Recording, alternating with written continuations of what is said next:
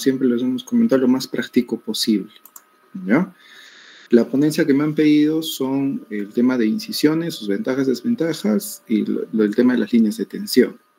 Entonces, dos conceptos importantes que vamos a trabajar ahora es las líneas de tensión, qué debemos de saber cuáles elegir y qué tipo de incisiones hacer, ¿no? El curso me parece que es un curso de cirugía menor en el cual necesitan esos conceptos bien claros. A ver... ¿Me permiten compartir? Ya está. Entonces, quiero empezar primero sabiendo qué conceptos traen ustedes. Bueno, obviamente, con qué idea están viniendo en relación a este tema, ¿no? Es con tipos de incisiones, ventajas, desventajas, mi presentación. Soy cirujano general, especialista en cirugía general con especializaciones en lo que es pérdida abdominal, investigador y lo que se trata de laparoscopia avanzada. Quisiera a todos que aprovechen estos 2-3 minutos para escanear ese código. Es una encuesta de 3 preguntas y quiero que la respondan muy honestamente. No es calificado, no va a tener represalias en su nota ni nada por el estilo. Y estas respuestas solo las voy a tener yo.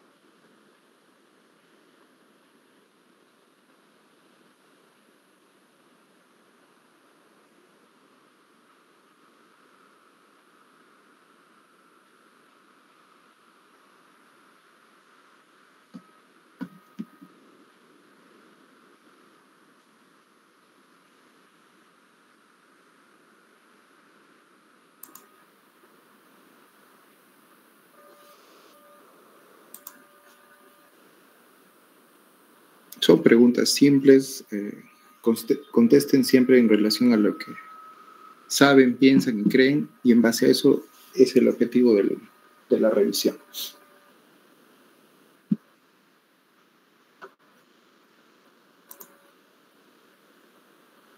Listo.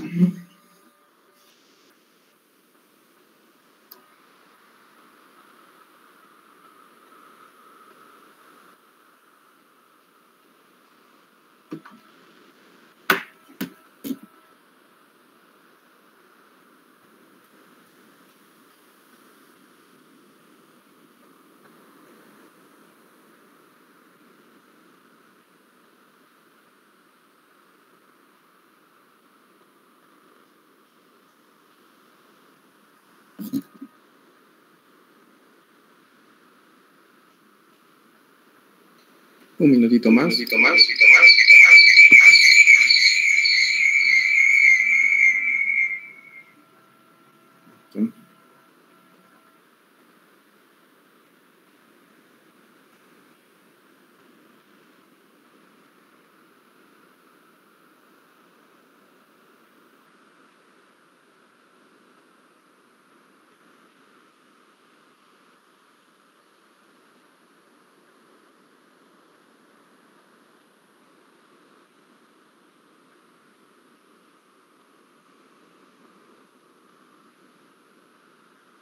¿Cuántos son en total?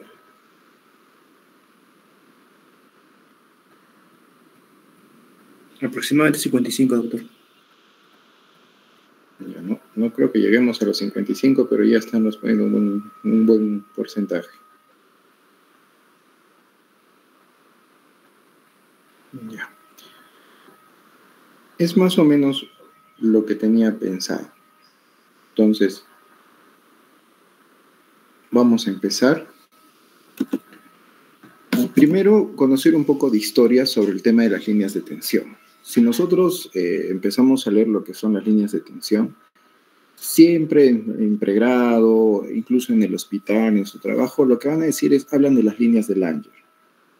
Sí, es cierto, son las primeras las que aparecieron, pero también hay otras líneas de tensión como las de Kreisel y las de Borges.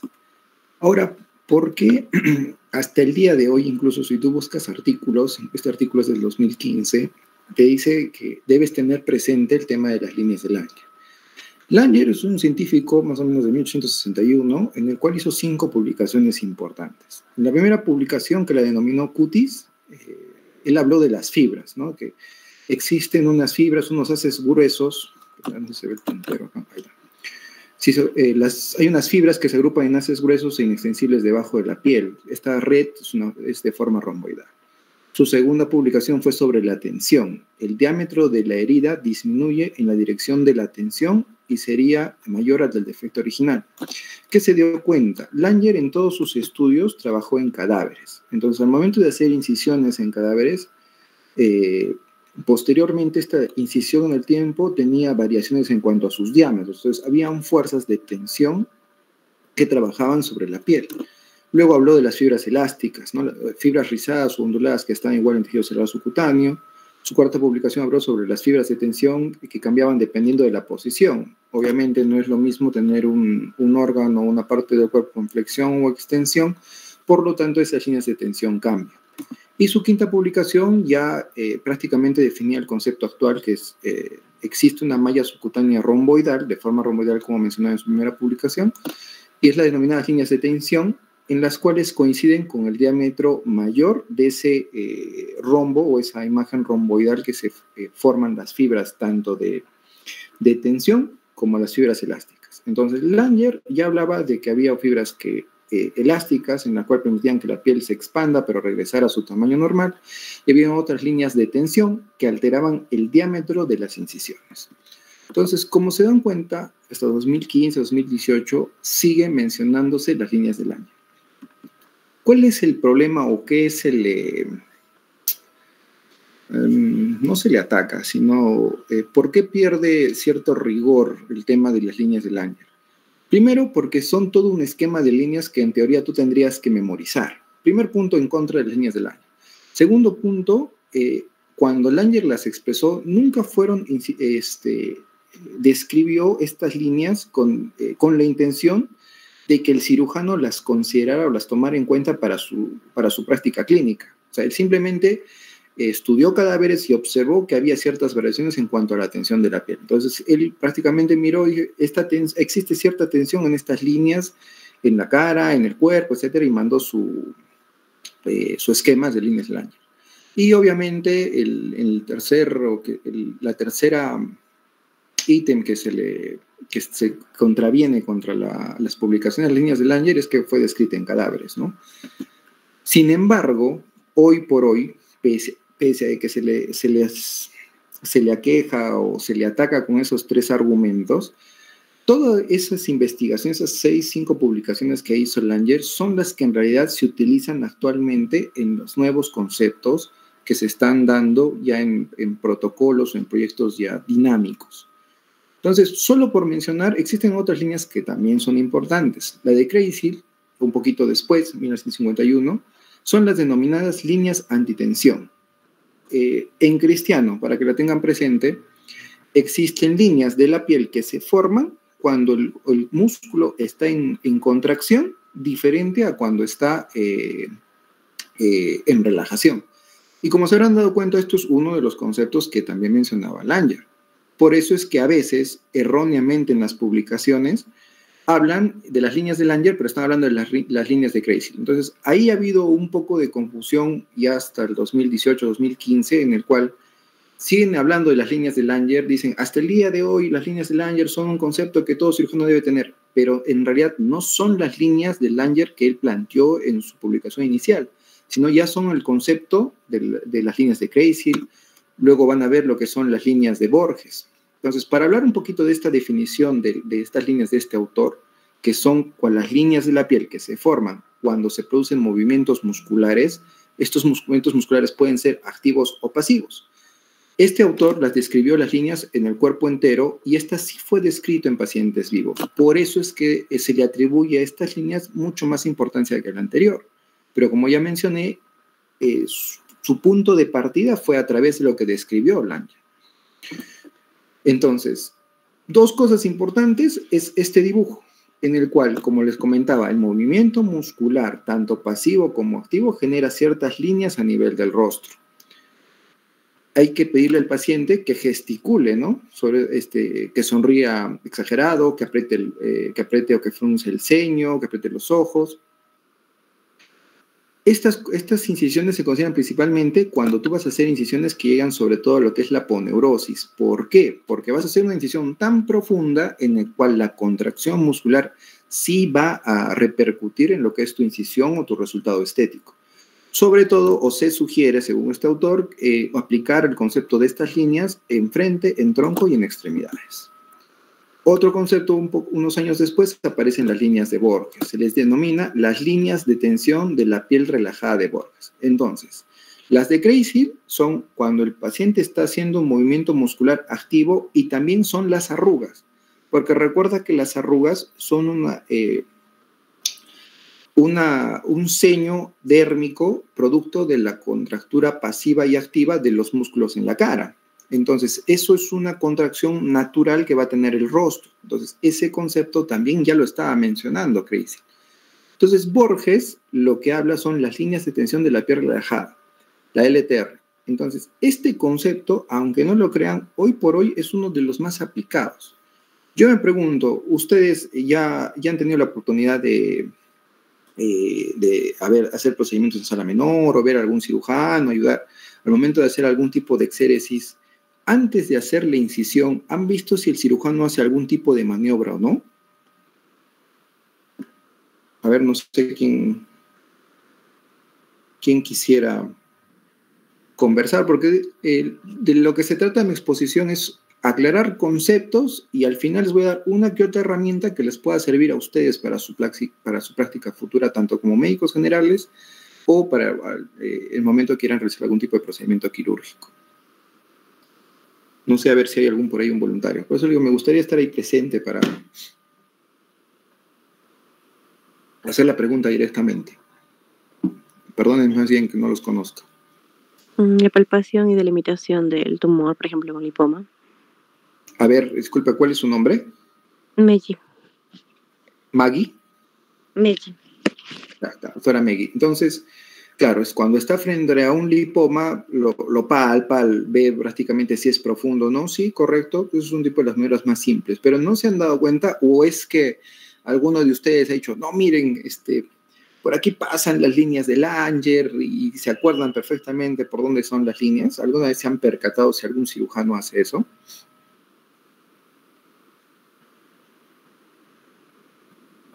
La verdad es que muy pocos en realidad hacen eso o tienen en su mente claro cómo van las líneas de tensión de Langer.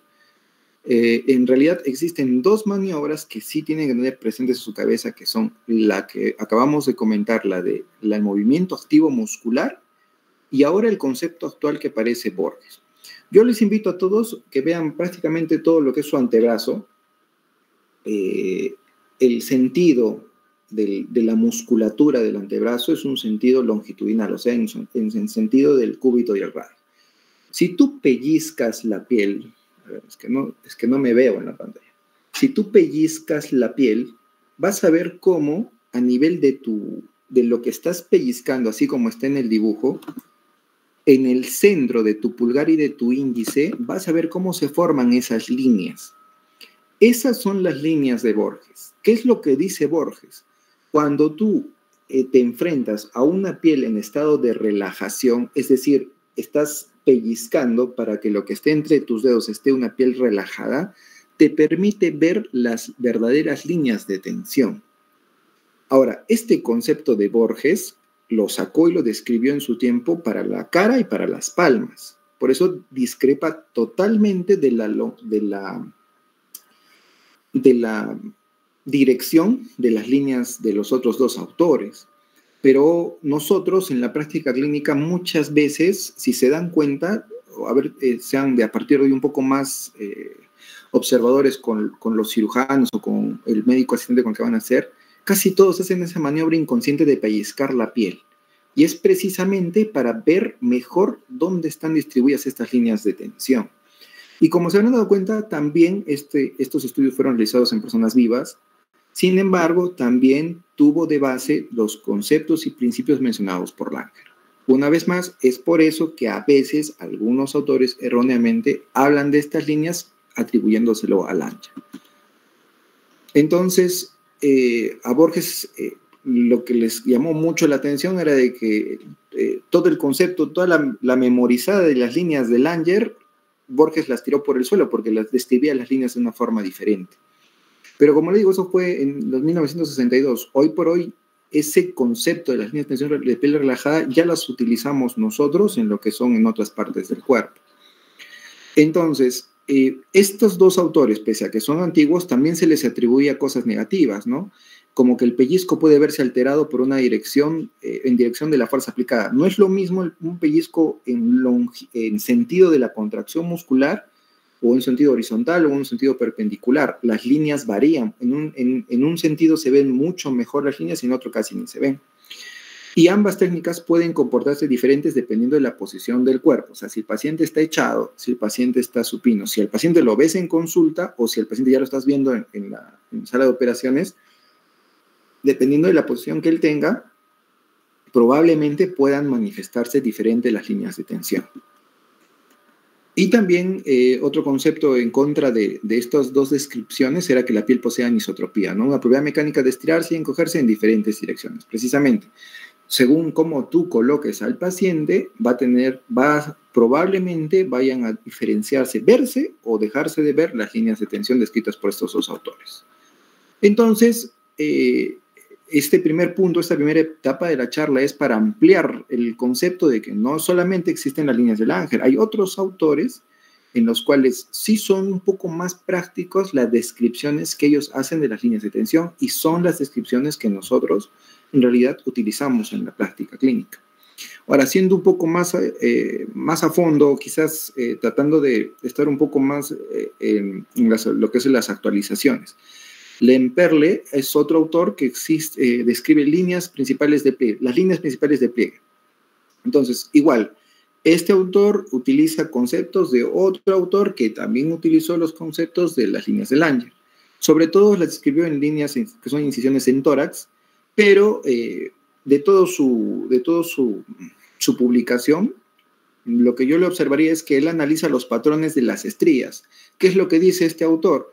Porque en el nivel del tórax y en la parte abdominal, las estrías que aparecen tanto en mujeres embarazadas o en pacientes o personas que han sido gorditas y luego han bajado de peso, ¿por qué las estrías aparecen en un sentido y no en otro?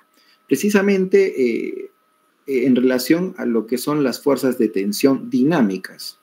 Ya este autor ya empiezan a hacer estudios, pacientes vivos, pero ya de una forma dinámica, ¿no? Pidiendo al paciente que realice una u otra actividad. Entonces, como conclusión de su descripción de su publicación, era que la orientación de estas estrías era perpendicular a las líneas principales de tensión. Entonces, si es que tú en la parte abdominal, las estrías generalmente son en sentido vertical, entonces en ese lugar, las líneas de tensión, como está en esta figura del centro, en la parte de la barriga sobre todo, las líneas de tensión serían en sentido horizontal. Por eso es que en cirugía general, el sentido más estético, en el cual hay menos cicatrización, son las incisiones transversas, no las paradas, no las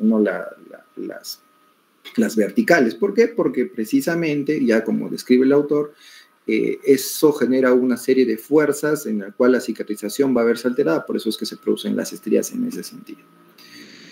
Entonces, al igual que lo describía Langer, al igual que lo escribían los autores, él mencionaba, ¿no?, que las incisiones deben ser paralelas a esas líneas imaginarias, solo tomando en cuenta lo que es el abdomen. Si ya hemos visto que las líneas del abdomen son horizontales, las incisiones tienen que ser en sentido horizontal para que sean más estéticas. Igual él describe líneas en todas las partes del cuerpo, analizando eso, ¿no? Porque a veces a algunos les salen estrías en los brazos. Pues en ese sentido, la estría es perpendicular a la línea de tensión, entonces tendrías que hacerlo en sentido de la línea de tensión. Y el último que encontré, uno de los más actuales, las líneas de Paul, que son líneas escisionales biodinámicas de tensión cutánea. Como le digo, como lo mencionaba anteriormente, ya son estudios en los cuales ya se está haciendo, digamos, probando cuánta tensión se ejerce en tanta zona, tanto en activo como pasivo. Ya son estudios mucho más, con un protocolo más estandarizado, más sofisticado sería el término, ¿no? Ya no es simplemente observar y qué pasó con esa cicatriz, sino ya es un procedimiento un poco más activo. Menciona aquí sobre este concepto de Paul, se utiliza para lo que eran las tiroidectomías, ¿no? Si tú analizas las líneas del cuello siguen un patrón casi oblicuo, pese a que tú puedas utilizar la maniobra del pellizco y todo ello, pero este autor menciona que las líneas B son las líneas de incisión biodinámicas, es de que biodinámicamente, a nivel del cuello, la mejor incisión es transversa. Por eso las tiroidectomías, como son, todas son transversas, aplicando estos conceptos. Igual, ¿qué rescato de esta publicación? Es que las heridas están expuestas a una tensión diferente, tanto en sentido vertical como en sentido horizontal. ¿Qué significa? Que va a haber un sentido en la herida que va a hacer más fuerza, por ejemplo, acá en esta imagen, no es una herida redonda, en la cual van a haber fuerzas de tensión que van a tender a comprimir esta herida fisiológicamente. Por lo tanto, ¿qué te conviene hacer? Te conviene hacer una incisión en este sentido, porque fisiológicamente la tensión va a ir a proteger o a salvaguardar tu incisión. De este autor, que es la publicación del 2018, lo que menciona es que sus líneas de incisión son direcciones a lo largo de las cuales se puede orientar una decisión elíptica o una decisión en losange. En cambio, las incisiones de Langer y las de Borges que hemos mencionado anteriormente, él sugiere que podrían ser solo como líneas de incisión, es decir, cortes simples en los cuales no haya que retirar una tumoración de parte blanda que delimite o que tenga que ser retirada con epidermis, ¿no? Generalmente utilizamos en los años cuando nosotros vamos a hacer, no sé, lunares, cosas que comprometan la epidermis, pero cuando es a unos lipomas pequeños podemos utilizar simplemente incisiones, un corte simple, puedes retirar el lipoma y ya está. Entonces, uno de los conceptos del 2018 es, si vas a utilizar incisiones en losange, ten en mente este tipo de líneas, ¿no? Las líneas B de Paul. Pero si solamente vas a hacer incisiones simples, puedes utilizar los conceptos que hemos visto anteriormente, la de la musculatura activa o de los pliegues que se forman en una piel relajada. Entonces, hasta aquí es el primer concepto que quería mencionarles. Entonces, quiero aperturar su mente, en el cual no solo existen las líneas de Langer. Si bien es cierto, le agradecemos mucho porque dio la primera piedra para todos los conceptos actuales, pero hoy por hoy hay otros autores que describen líneas que son clínicamente mucho más útiles que la anterior, pero que en la actualidad todavía se comete el error de pensar que siguen siendo las líneas de Langer, pero en realidad son de otros autores. Igual son conceptos que ustedes tienen que ampliar un poco más. En el momento de hacer una incisión en tal o cual órgano, tienen que ver más o menos por dónde van las líneas. El segundo concepto de esta charla es, tú estás estudiando este tema, estás haciendo esta revisión del tema porque estás buscando una cicatriz más fisiológica y estéticamente mejor. El procedimiento no solo termina con la incisión, sino con el resultado estético. Eso es lo que diferencia un cirujano de otro. Entonces, debes tener en cuenta tanto la edad. En los niños, las cicatrices son eritematosas e hipertróficas por periodos más prolongados de tiempo. Es decir, la herida está roja más tiempo. Y herida roja es igual a inflamación, inflamación es igual a cicatriz. Entonces, mientras más tiempo esté inflamada esa herida, más tiempo hay riesgo de que pueda generar una cicatriz más aberrante. Regiones del cuerpo, en los párpados, en las palmas, en las plantas, en la mucosa labial, generalmente son delgadas y las cicatrices que se forman son poco notorias. Pero si vas a hacerlo en el esternón, en la zona del deltoides o en la espalda, la piel es gruesa. Todas las incisiones que hagas en la espalda o en el tórax, la piel es gruesa. Estéticamente es un problema manejar ese tipo de incisiones. Igual cuando tú vas a hacer la exéresis, muchas veces yo los veo ahí sumergirse en toda la grasa, pero en realidad no están llegando al órgano efector. ¿Por qué? Porque la piel es gruesa. Entonces, tienen que tener también esos conceptos en cuanto a en qué región del cuerpo van a trabajar. La longitud de la incisión. Obviamente, incisiones más pequeñas tienen resultados mucho más estéticos. La forma de la incisión más bien, acá utilizaré una de las imágenes anteriores para que me entiendan lo siguiente. Acá está. Entonces, si tú vas a hacer la incisión en el sentido de las líneas de tensión, eso es un resultado estético, eso es un buen resultado. Hoy por hoy se sabe, y sobre todo si ustedes quieren profundizar este concepto, lo que les voy a decir ahora, tienen que revisar literatura de lo que es cirugía plástica. ¿Por qué? Porque la cetaplastía dice lo siguiente. Si por OB tú ya, está bien, tu incisión no va a ir en sentido de las líneas de tensión, por X y motivo, porque el tumor es más grande en ese sentido, pues. O sea, si el tumor tienes un lipoma grande en este sentido, no vas a hacer pues la incisión siguiendo las líneas de tensión. Caballero, vas a tener que hacer la incisión en ese otro sentido. Si estamos hablando contra un cáncer, un tipo de lesiones premalignas en lo que son lunares, vasos celulares, espinocelular, etcétera, cuando ya estás yendo en contra de las líneas de tensión, caballero, tu incisión va a tener esos problemas. La forma de combatir esa tensión es mediante la cetaplastía, que significa hacer incisiones en sentido Z.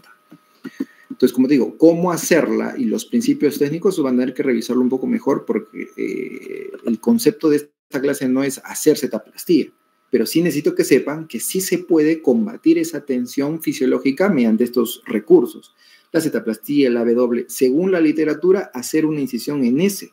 Curiosamente, cuando tú trabajas en la espalda y te encuentras con lipomas grandes, lo primero que hacen es seguir las líneas de tensión, pero como el lipoma es fusiforme en este sentido, de arriba abajo, lo que normalmente hacen es hacer una incisión longitudinal.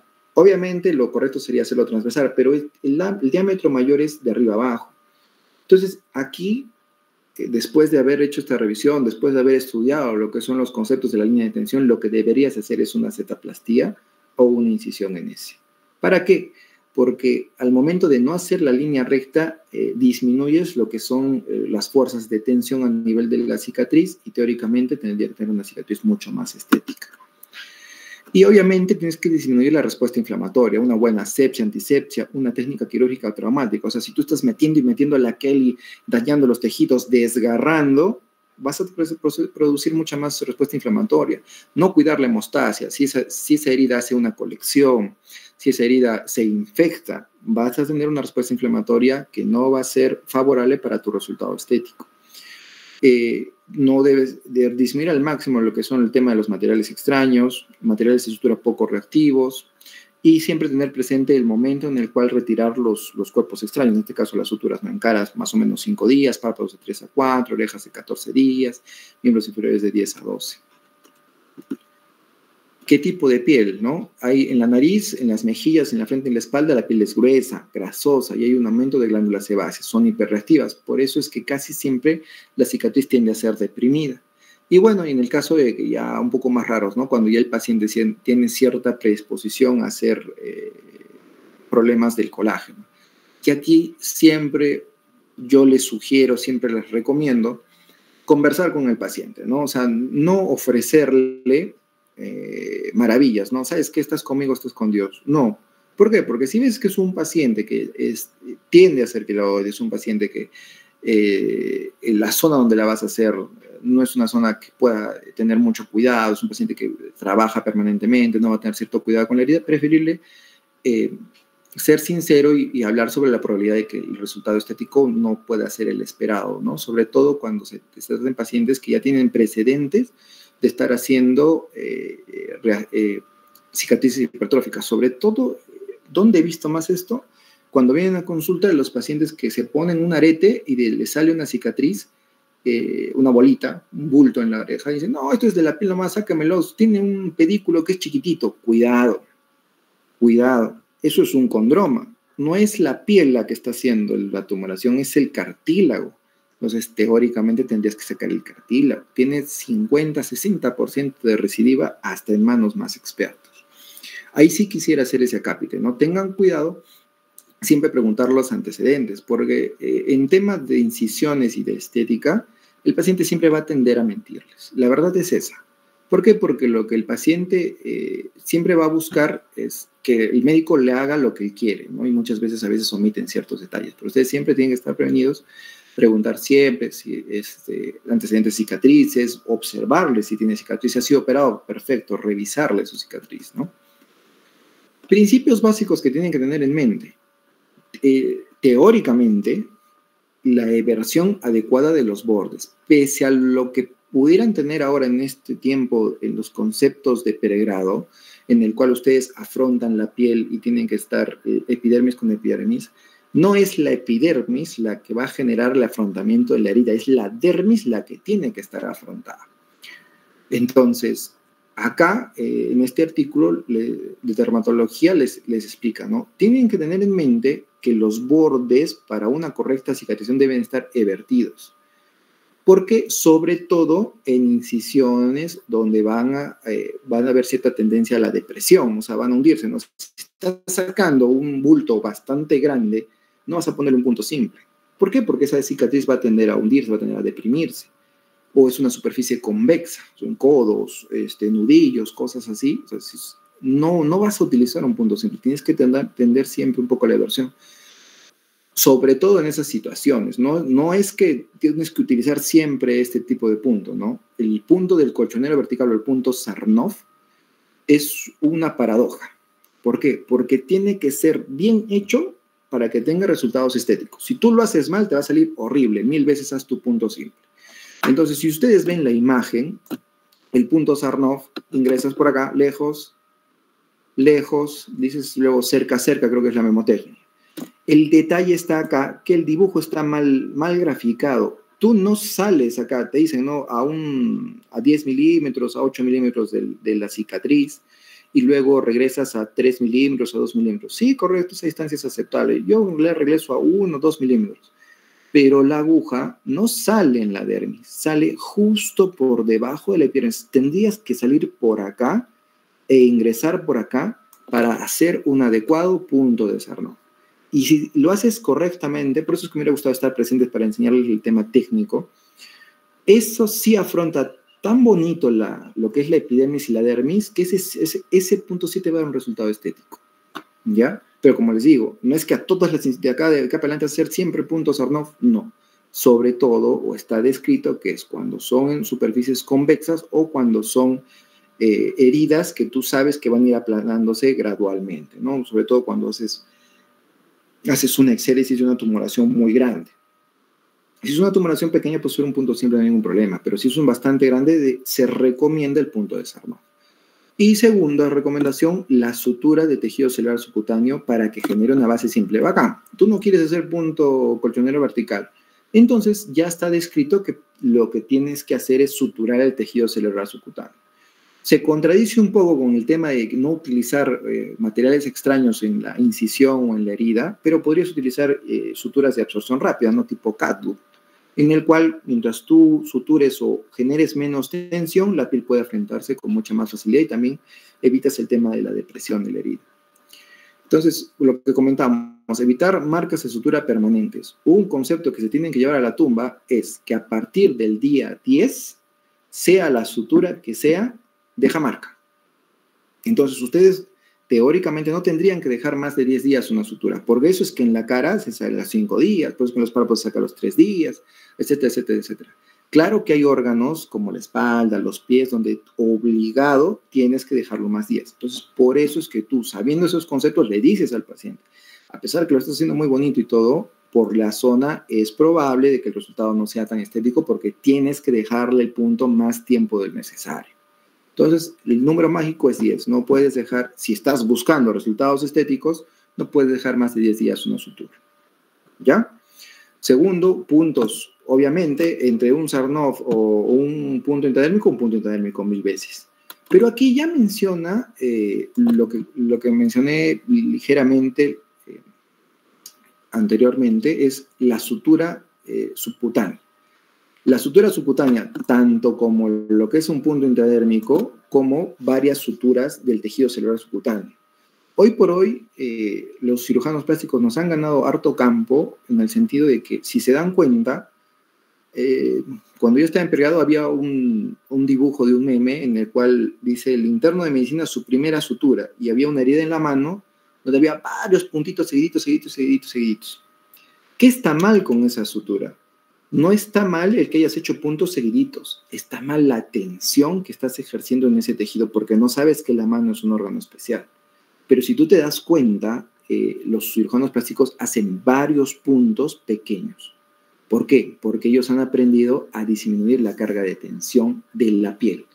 Entonces, un dato que se pueden llevar a la casa es que si tú quieres aliviar la tensión de la piel, puedes valerte de hacer suturas a nivel de tejido cerebral cutáneo. O sea, si tú cierras el tejido cerebral cutáneo, garantizas que la piel va a estar menos tensa. Y la alineación con las líneas fisiológicas es lo que acabábamos de hablar, ¿no? Utilizar los conceptos que hemos aprendido, ya van a tener el tema de la musculatura pasiva, el tema del hacer el pellizquito de la piel para ver mejor las líneas de tensión. Y si en algún momento ustedes quieren, ya como un tema de especialidad, quieren actuar sobre el tema de la cicatriz, del resultado, tienen que esperar a que el proceso de remodelación finalice, ¿no? Eso es a los 12, a los 18 meses. No solo te puedes adelantar, quizás a darle tratamiento al segundo o tercer mes cuando hay un compromiso funcional, ¿no? La cicatriz es tan aberrante que no le permite realizar sus actividades normales al paciente. Otros tips es utilicen las líneas de las arrugas o de la tensión relajada. Utilicen las líneas de las arrugas. Si vas a trabajar en cara, utiliza las arrugas. O sea, utiliza el sentido de las arrugas para hacer tu incisión.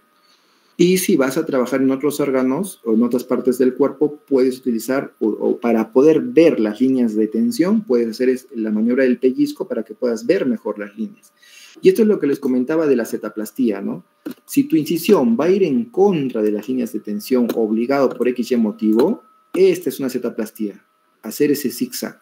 Pero como les digo, no les estoy dando la clase de cómo hacer la cetaplastía. Si tú estás interesado en hacer la cetaplastía, vas a salir tu libro de cirugía plástica y vas a ver cómo hacerlo.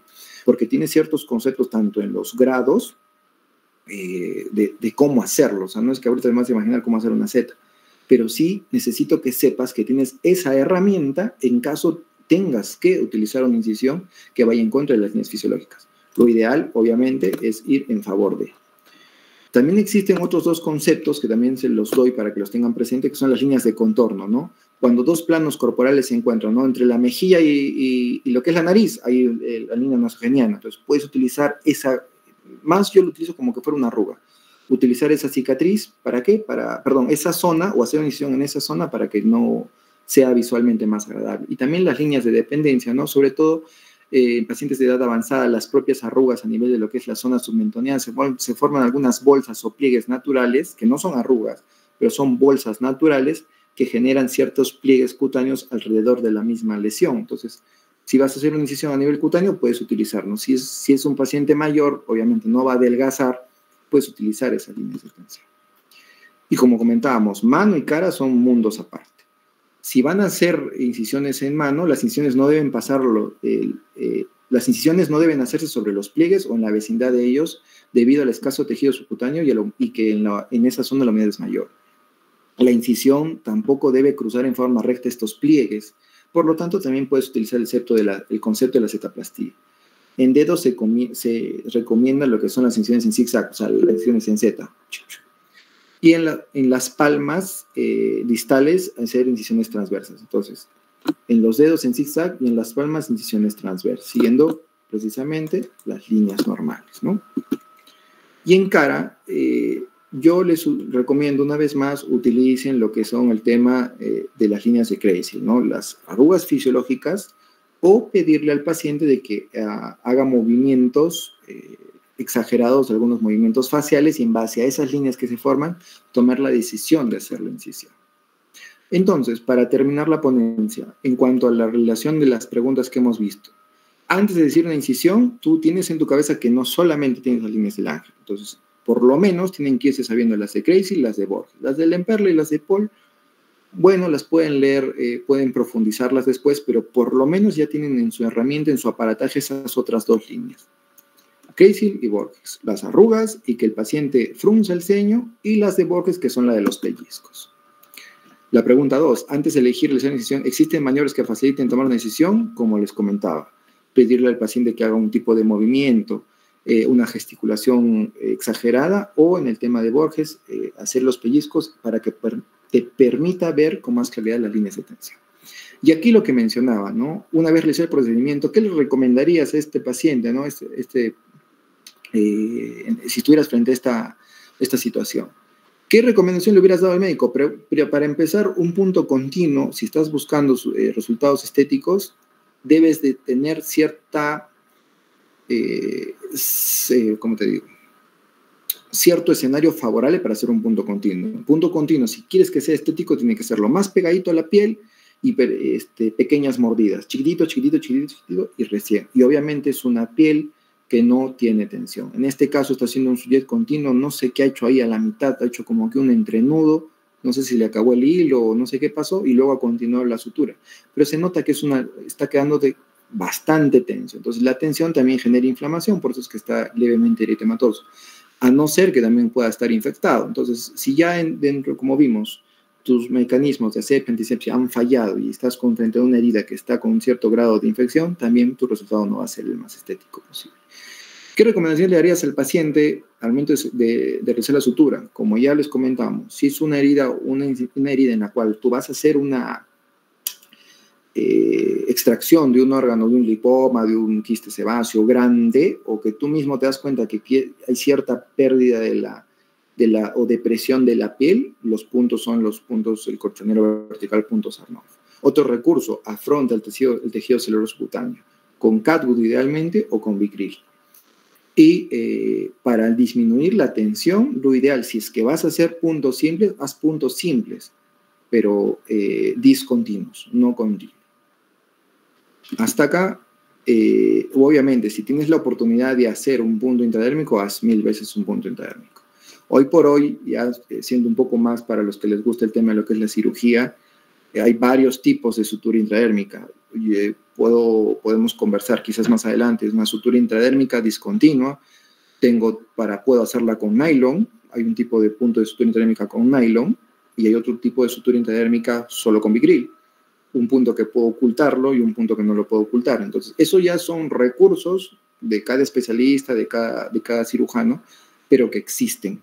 Entonces, de acá para adelante, lo que ustedes tienen que ver, existen suturas que disminuyen la tensión. Existen suturas, no solamente existe la intradérmica, existen varios tipos de puntos. Puntos cruzados, puntos discontinuos, que también pueden disminuir la tensión. Esa es la bibliografía, se las dejo, y eso sería todo de mi parte, salvo tengan al auditorio alguna duda, alguna inquietud.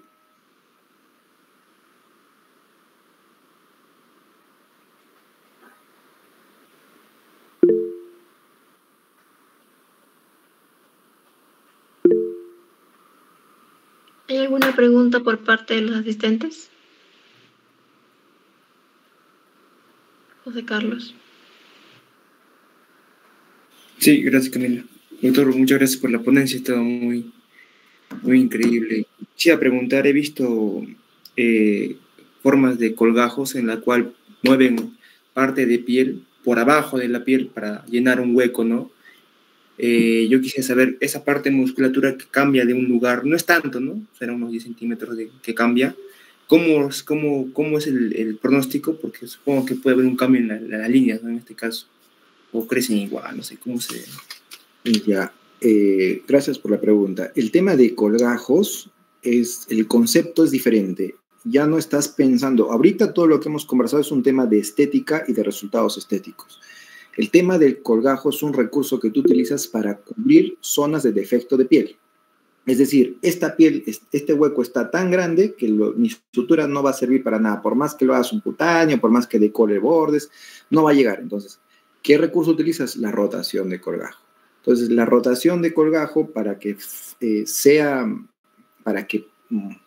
coloquialmente, para que pegue el colgajo, tiene que estar bien irrigado, ¿no?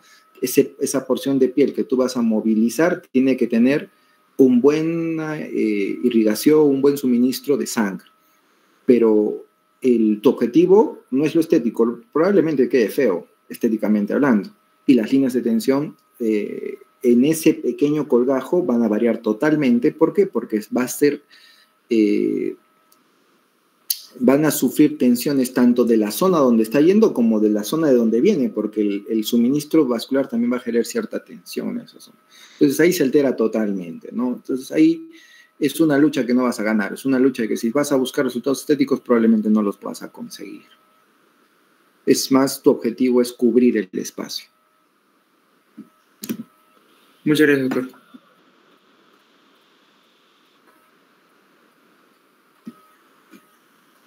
Hay otra manita levantada. Alejandro. Sí, doctor. Yo quería preguntarle, en el caso de que una persona sufra una agresión y reciba un corte que esté en una zona donde, o sea, justo el corte vaya en contra de las líneas de tensión, ¿hay algo que podamos hacer para ayudarle para que no quede tan tensionado o Buena pregunta. lo dejamos? Exacto. Muchas veces, y lo más frecuente que va a ser, es justamente la situación que tú estás mencionando. Va a haber heridas, las cuales son traumáticas y que van a ir en contra de las líneas de tensión. Entonces, ahí vas a trabajar los conceptos de la segunda parte. Técnica limpia, asepsia, antisepsia adecuada. Obviamente, si tú disminuyes la probabilidad de infección en esa zona, tus resultados van a ser más estéticos. Pero finalmente yo me quedaría con estas dos ideas. Cierra el tejido celular subcutáneo. Si tienes que renovar bordes, o sea, es decir, si la piel está muy irregular, renueva, reaviva bordes, genera una nueva incisión. Tú trata de que tu piel que vas a afrontar, si estás buscando resultados estéticos, sea lo más limpia posible, o sea, lo más sana posible. Y válete tanto del cerrar el celular subcutáneo, o sea, tratar, tu objetivo es que la piel, la epidermis, no esté tensa.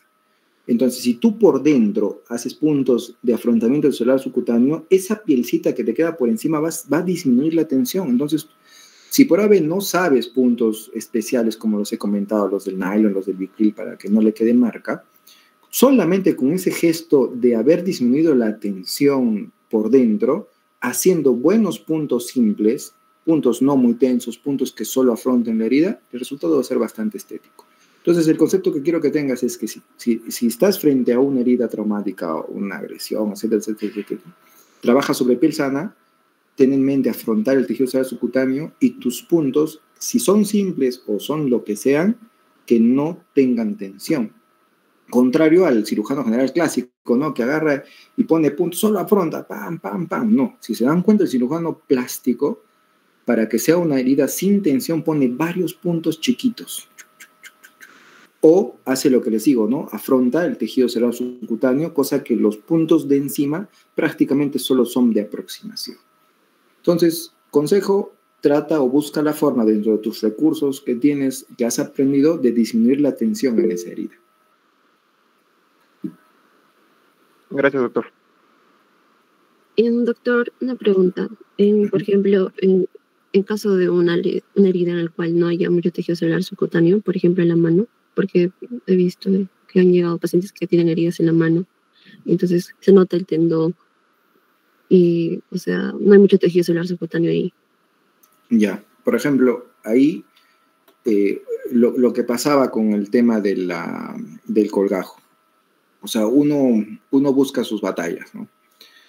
En ese caso, cuando ya hay herida con compromiso de tendón, si es una emergencia, o me estás diciendo que es una herida tan profunda que ha comprometido el tendón, si es una emergencia, el resultado estético que tú le ofreces en realidad no es mucho. No es mucho. Prioriza la emergencia.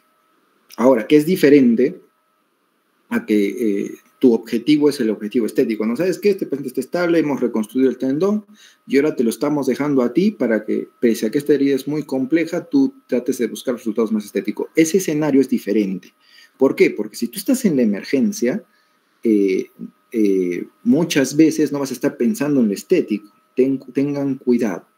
Pero si ya se resolviste la emergencia, ya se estabilizó, ya se salvó los órganos nobles y tu trabajo, tu objetivo va a ser el tema estético, hay tipos de puntos que son antitensión. Hay, por ejemplo, el punto en U cruzado, que es el que yo hago, es un punto antitensión. Pues obviamente no tienes herida celular subcutáneo, pero son puntos que te van a ayudar a disminuir la tensión en la piel y van a favorecer de una u otra forma un resultado un poco más estético. El del punto Sarnoff que tienes, hay varias variantes. Sobre todo en lo que es cirugía pediátrica y cirugía plástica, hay infinidad de variantes del punto de Sarnoff. Entonces, tienes toda una gama de posibilidades de puntos que puedes realizar. ¿Qué te diría yo? Que hagas puntos de Sarnoff, puntos colchonero vertical, o un punto en U cruzado, que es el que yo hago. Eso te ahorra bastante tiempo y el resultado es relativamente estético en relación a la emergencia, pues, ¿no? Pero tienes opciones. O sea, el mundo es ancho y ajeno, tienes opciones. O sea, hay puntos. Para cada situación hay puntos. Pero finalmente, si es que tú puedes hacer varios puntos simples disminuyendo la tensión, hazlo. Si solo sabes hacer punto simple, hazlo bien. Porque si te mandas a hacer un punto, pero no lo sabes hacer bien, el resultado estético va a ser el peor. Ahora, ten en mente, este concepto quizás no lo mencioné antes, pero sí quisiera dárselos. Tengan cuidado en lo que son manos y pies, porque la capa córnea es muy gruesa. No intenten hacer puntos simples. Se les va a desgarrar, se les va a desgarrar, se les va a desgarrar, se les va a desgarrar. En piel, situaciones en donde la capa córnea se corta fácilmente, como son manos, plantas, utilicen los puntos en U. La indicación es hacer puntos en U para que no se les esté cortando la piel. El único problema que van a tener ahí es que se les va a sobrelevar un poco el punto. O sea, los bordes, cuando hacen puntos en U, tengo ejemplo por aquí, creo que no. El que le llaman el colchonero horizontal. Tienes que hacer un colchonero horizontal, pero cuidando de que los bordes no se te sobreleven tanto. Entonces, lo que hacen ahí muchas veces son los puntos de Sarnoff, entran por un lado y al momento de regresan, pero haciendo el punto en U.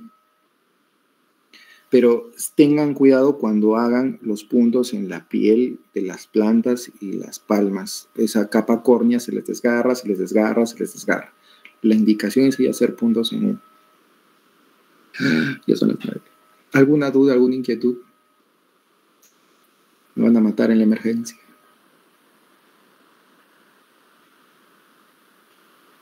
Hay una pregunta en el chat, doctor, de manera rápida, leo de Melanie Alison Banda Rodríguez. Dice, buenas noches. ¿La línea de Borges está presente en todos los pacientes o existen casos en que se hacen difíciles de determinar? ¿Qué cuidado se debe tener en pacientes con colangiopatías? ¿Afecta en algún momento de hacer el estudio de las líneas de Borges?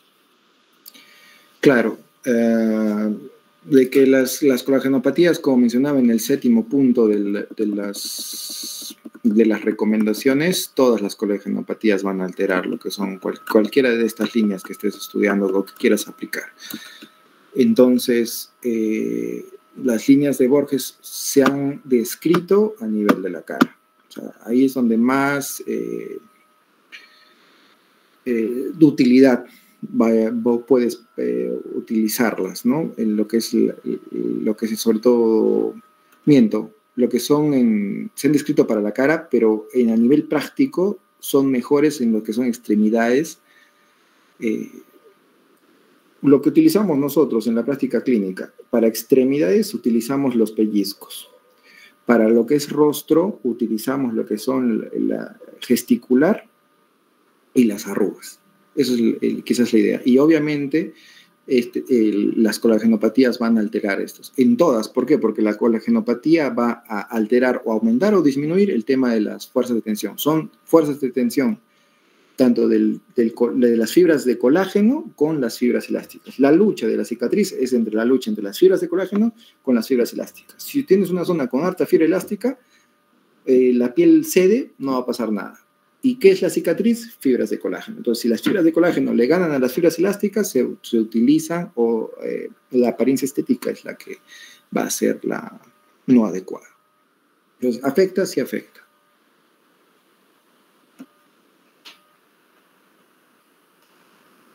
Bueno, chicos, más bien, yo quisiera agradecerles por la invitación.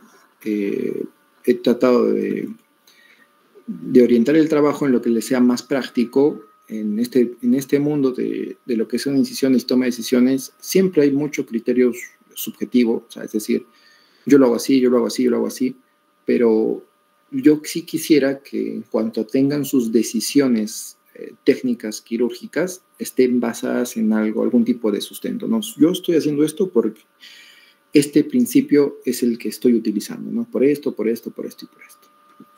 Esa es la idea, en realidad, de todas las ponencias, de todas las revisiones, es de que ustedes tomen decisiones sustentadas en algún concepto técnico, en ciencia, en bibliografía, etcétera, etcétera, etcétera.